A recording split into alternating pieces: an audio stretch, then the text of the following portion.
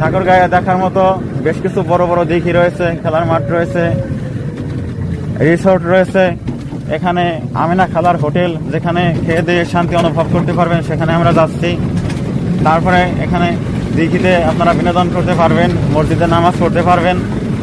আর এই শহরটাও কিন্তু দেখে মজা পাবেন। এখানে নারিকেল, বিভিন্ন ফল, বড় বড় সাগর কলা, আরও অন্যান্য দেশি ফলের সমারোহ কিন্তু এখানে আছে।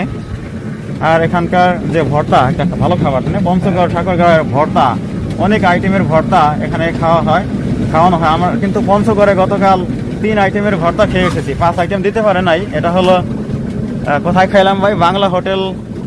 হ্যাঁ, বাংলা হোটেলে, তেঁতুল চত্বরের কাছে যে বাংলা হোটেল, সেখান থেকে আমরা 3 আইটেমের ভর্তা খেয়ে এসেছি।